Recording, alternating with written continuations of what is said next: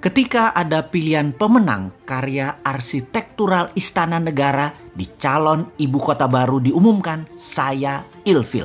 Maaf ya, asli saya hilang feeling, ilfil. Bukan pematung atau perupa yang karyanya luar biasa tersebut yang membuat saya ilfil. Namun lebih karena keilmuan arsitektural ruang, bangunan tata kota yang bablas gak berkarakter itu yang saya lebih melihatnya tidak keren. Mungkin ilmu saya rendah, jauh lebih rendah dari si pemilih yang memenangkan karya perupa legendaris tersebut. Tapi dalam hati saya berkata, toh nanti kalau New Mind menjabat, ibu kota baru nggak akan jadi kenyataan dan pindah ke Penajam tersebut.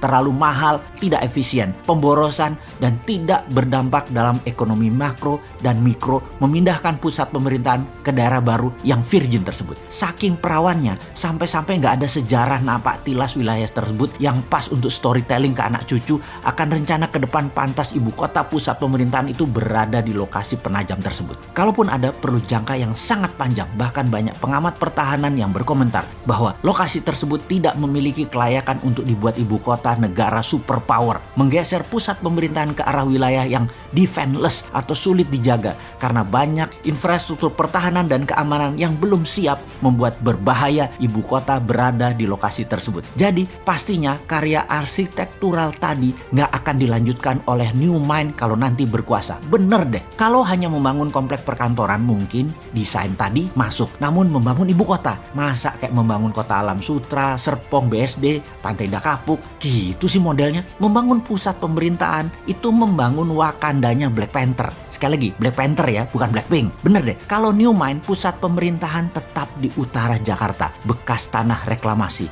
Sekalian buat benteng laut utara Jakarta. 5.000 hektar itu New Wakanda. Full teknologi, full digital, paperless, kontrol satelit, telekomunikasi jalur baru, e-rupiah, digital aset, dan banyak lagi ke depannya yang dunia pemerintahan butuhkan. The real e-government. Masa membangun ibu kota di abad 21 kayak membangun properti perumahan gitu sih?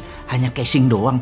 Malu-maluin aja nih bernegara kalau begini. Kembali ke lokasi Penajam. Apa yang kita lakukan oleh New Mind? Tetap dibangun dan pasti dibangun oleh New Mind, namun dijadikan seperti kota Seattle. Penajam akan jadi Seattle-nya Indonesia, yaitu pusat perekonomian high-tech. Kalau sahabat ke kota Seattle di Amerika, kota ini benar-benar by design. Pusat teknologi seperti Boeing, Starbucks, dan banyak lagi infrastruktur ekonomi mendukung kota tersebut. Strategi ibu kota ke Penajam jauh dibandingkan dengan strategi membangun kota Seattle. Nggak sedetail Seattle. Jadi nggak usah dilanjutin deh Penajam. Sementara Seattle tuh hanya kota loh, bukan pusat pemerintahan sebuah negara besar. Lalu New Mind bagaimana rencana untuk Penajam tengahnya Indonesia itu? Pertama, membangun pelabuhan laut dan bandara dengan 3 airstrip. Besarnya bandara tersebut adalah untuk 100 juta kapasitas penumpang per tahun. Kemudian swasta besar dunia dikasih fasilitas untuk membangun di sana tanpa pajak selama 25 tahun. Beri tax holiday di sana. Yakin pasti Disneyland akan membangun di sana. Universal Studio akan bangun di sana. Bangun pusat hiburan dan MICE di sana. Pusat kesehatan seperti di Penang, Malaysia dibangun di sana. Pusat kesehatan yang murah, efisien, dan dokter serta semua sarana kesehatan terbaik ada di sana. Semua warga tinggal di sana selama 10 tahun tidak bayar pajak di kota baru Penajam. Bisnis tidak bayar pajak selama 10 tahun. Apapun mulai dari yang kecil-kecil hingga pabrik mobil, pesawat terbang, pabrik kapal laut, dan lain sebagainya free tax.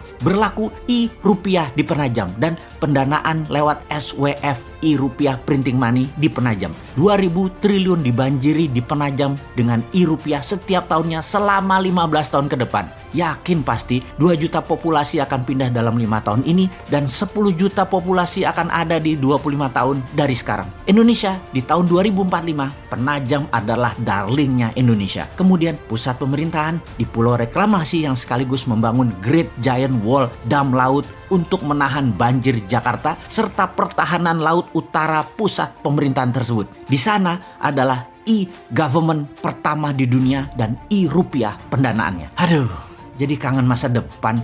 2024 kok masih jauh ya.